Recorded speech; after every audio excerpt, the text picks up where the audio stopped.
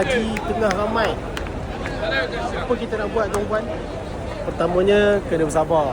Bila ramai-ramai ni kadang-kadang kita diuji dengan tak sabar, kita diuji dengan nak kelahi dengan orang, kita diuji dengan kena tolak dan sebagainya kan. Sebab tu dalam bersabar kita kena bertolak ansur.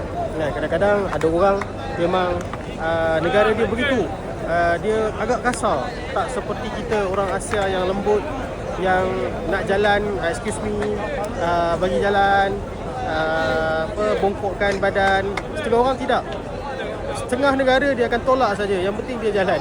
Jadi tuan-puan dengar kan, apa askar buat? Askar sedang menyelaraskan jemaah-jemaah yang ada di sini untuk bangun bagi jalan.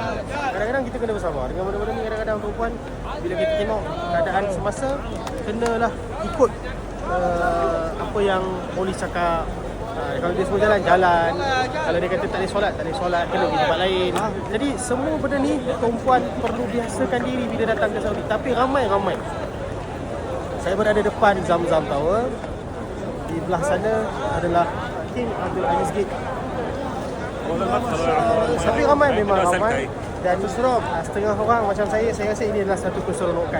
Boleh berjumpa lagi ramai orang, bukan sekadar orang Malaysia saja. Boleh berkenalan dengan lebih ramai orang, menambahkan kenalan, menambahkan rakan. Yang keduanya boleh bermacam-macam lagi lah. Alhamdulillah, bila mana ramai-ramai macam ni, dan apa pun kena bersabar.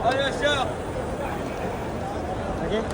Jadi tuan-puan, saya doakan tuan-puan yang dijemput haji tahun ni hajjan mabruran wa sa'yan mashkuran insya-Allah taala. Assalamualaikum warahmatullahi wabarakatuh.